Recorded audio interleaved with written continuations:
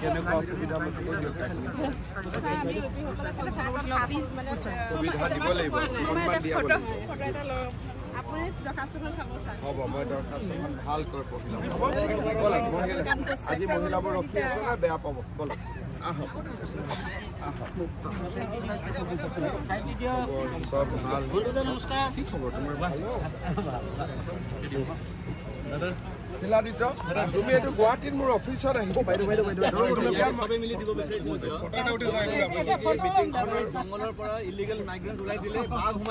এতিয়া বাঘ আমি চব কণ্ট্ৰল কৰি আছো তুমি খালি এইটো মোক অফিচত আহি এবাৰ দিবা তেতিয়া ধুনীয়াকৈ ফটোগ্ৰাফ হৈ যাব আৰু আহা মিটিঙত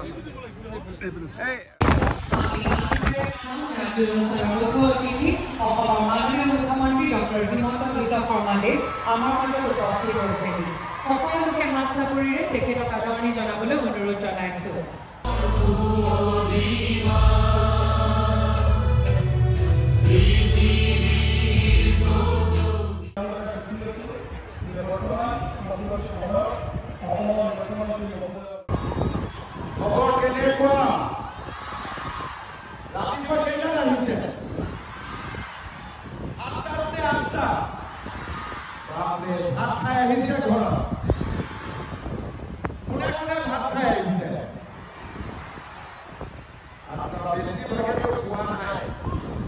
ঠিক আছে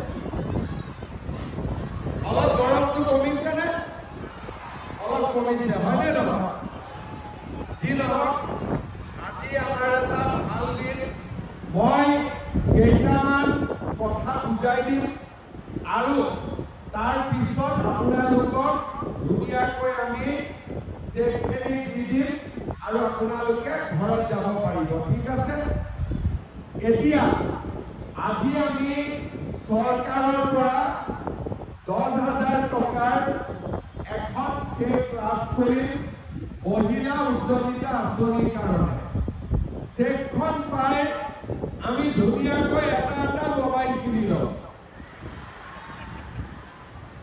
নিকিনে নিকিনিব আচ্ছা যোনে যোনে মোবাইল নিকিনে তেওঁলোকে মোৰ কথাখিনি ধুনীয়াকৈ শুনিব প্ৰথমতে আজি আমি 10,000 টকা দিছো এই 10,000 টকা আমি কেনেকৈ ব্যৱহাৰ কৰিম প্ৰথমতে এটা সেলফ হেল্প গ্ৰুপত 10 গৰাকী মহিলা থাকে যদি 10,000 টকাটো আমি লৈ গ্ৰুপত দিওঁ আমাৰ 1 লাখ টকা হ'ব আৰু 1 লাখ টকা দি আমি গ্ৰুপটো ধুনীয়াকৈ চলাব পাৰিম দ্বিতীয়তে কিছুমান মহিলাই ক'ব যে আমি গ্ৰুপত নিদিওঁ আমি টকাটো নিজে ভাল কামত ব্যৱহাৰ কৰিম আমাৰ কোনো আপত্তি নাই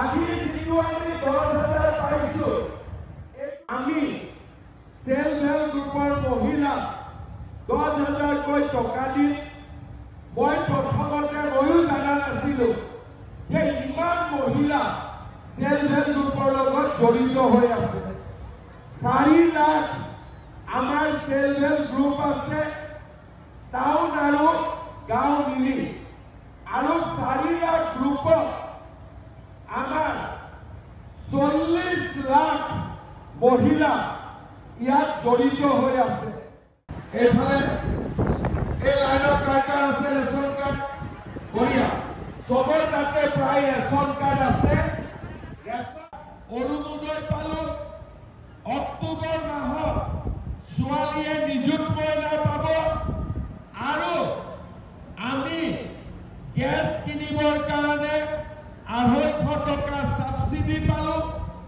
আৰু 1 নৱেম্বৰৰ পৰা চাউলৰ লগতে দালি নিমখ আৰু চেনিও আমি কম দামত পালো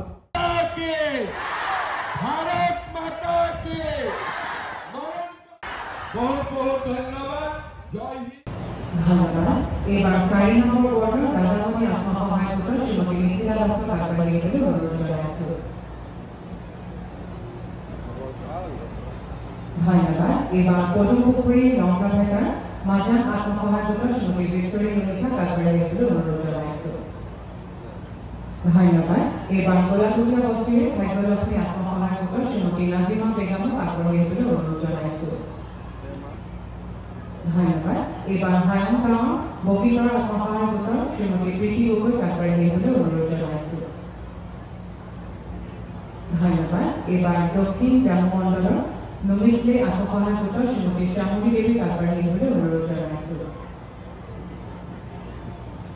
ধন্যবাদ। শ্ৰীমতী আৰতী দাসক আগবাঢ়ি আহিবলৈ অনুৰোধ জনাইছোঁ। এই হিয় বাইদেউক আমি চেকখিনি দিছোঁ। হিয় বাইদেৱে গ্ৰুপত দিব, গ্ৰুপে আপোনালোকক দিব। ঠিক আছে? ধন্যবাদ। এইবাৰ আৰতী দিও শ্ৰীমতী মণিকা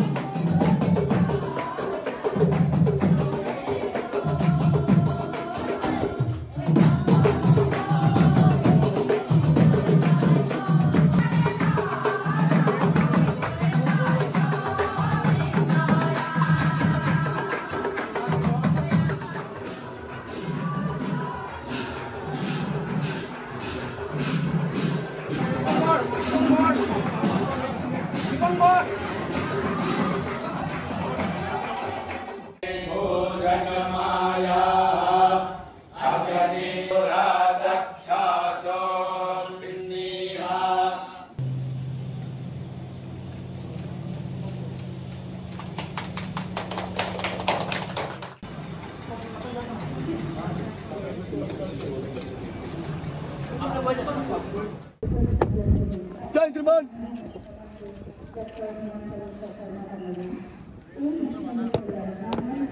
gentlemen, কি কৰিলে?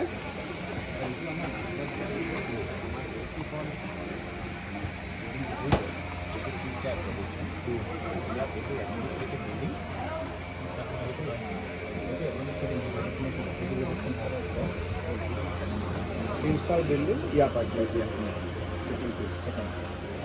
ইয়াতে কি হ'ব?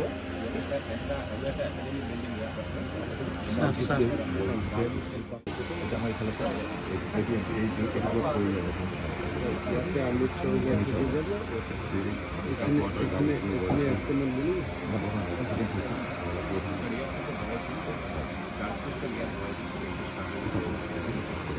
থাৰ্ড কেম্পাছটো আপোনাৰ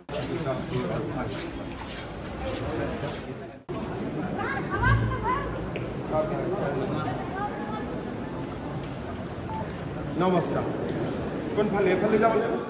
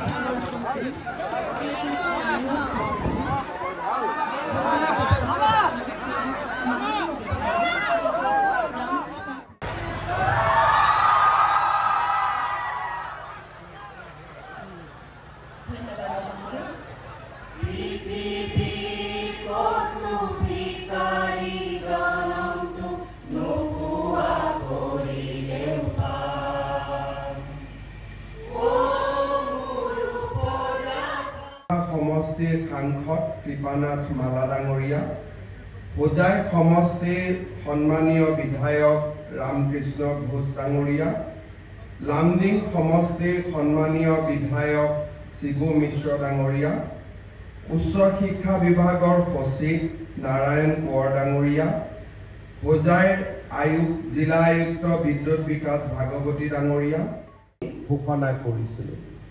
2019 চনত বিশ্ববিদ্যালয়ৰ আইন অসম বিধানসভাই পাৰিত কৰে আৰু চাওঁতে চাওঁতে আজি 2025 চনত 3050 গৰাকী শিক্ষাৰ্থী আৰু আমাৰ প্ৰায় 32টা পাঠ্যক্ৰমৰে আজি ৰবীন্দ্ৰনাথ ঠাকুৰ বিশ্ববিদ্যালয়ে এক পূৰ্ণাংগ ৰূপ পাইছে।